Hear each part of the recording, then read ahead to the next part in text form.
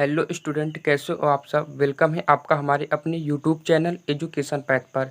Students, हमने पिछले video में डिस्कस किया था रासायनिक संयोजन के नियम के बारे में, मतलब कि रासायनिक संयोजन क्या होता है और रासायनिक संयोजन के नियम के अंदर हमें कौन कौन से नियम पढ़ने होते हैं।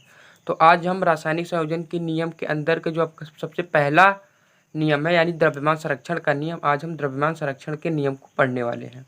देखिए, द्रव्यमान संरक्षण का नियम क्या है स्टूडेंट, इसे इंग्लिश में law of conservation of mass भी कहते हैं। मतलब कि जो आपका द्रव्यमान संरक्षण का नियम है इसे हम इंग्लिश में क्या कहते हैं, law of conservation of mass. आगे देखते हैं, सन 1789 में लेवोसिये नामक वैज्ञानिक ने प्रयोगों के आधार पर सिद्ध किया था। इनके नियम के अनुसार द्रव्य को ना तो बनाया जा सकता है और ना ही नष्ट किया जा सकता है। मतलब कि जो लेवोसिये नामक वैज्ञानिक थे, इन्होंने 1789 में अपने प्रयोगों द्वारा क्या बताया कि द्रव्य को ना तो बनाया जा सकता है और ना ही नष्ट किया जा सकता है।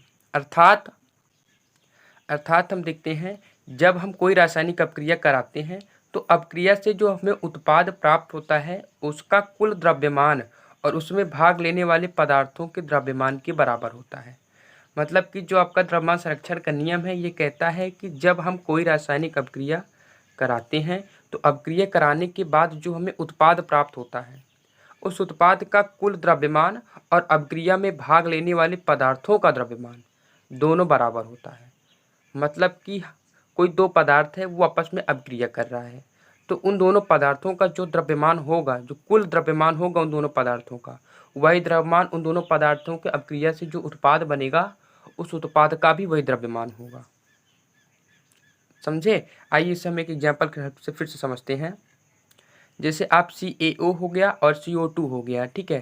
तो Ca का क्या होता है, एटॉमिक मास आपको पता होना चाहिए। Ca का एटॉमिक मास होता है 40 और ऑक्सीजन का एटॉमिक मास होता है 16, ठीक है। ये आप याद कर लीजिएगा एटॉमिक मास। अगर आपको एटॉमिक मास निकालना नहीं आता है तो आप हमारा पिछला वीडियो देख लीजिएगा, वहाँ देख के आप एटॉमिक मास मतलब परमाणु भार को निकालना या द्रव्यमान को निकालना सीख जाएंगे।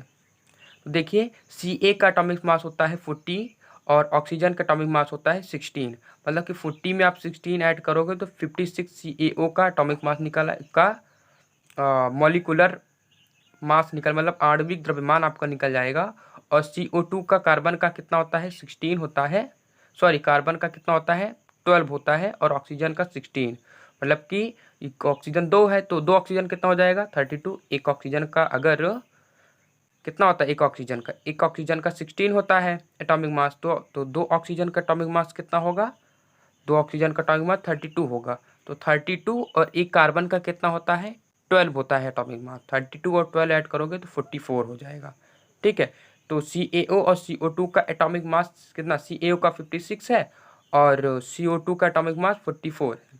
तो इन दोनों को ऐड करेंगे तो 100 आएगा, ठीक है। ऐसे ही आप यहाँ पे भी ले सकते हैं। Ca का एटॉमिक मास आपका 40 होता है और C का एटॉमिक मास होता है 12 और O3 का एटॉमिक मास हो जाएगा कितना, 48। तो आप तीनों को ऐड करेंगे तो कुल मिला के आपको 100 आएगा, ठीक है। मतलब कि Ca का 40 और CO3 का होता है 60, तो दोनों का ऐड करेंगे तो 100। मतलब कि जो दो आपके अभिकारक हैं, जैसे इसमें CaO हो गया, CO2 हो गया, मतलब CaO हो गया और कार्बन डाइऑक्साइड हो गया, इन दोनों जो आपके अभिकारक हैं इनका जो कुल द्रव्यमान होगा वही द्रव्यमान इसका जो उत्पाद उसका भी वही द्रव्यमान होगा। मतलब दोनों का द्रव्यमान सेम होगा। यही कहता है आपका द्रव्यमान संरक्षण का नियम। तो आई होप आपको द्रव्यमान संरक्षण का नियम अच्छे से समझ में आ गया होगा। मिलते हैं अगले वीडियो में अगले नियम के साथ।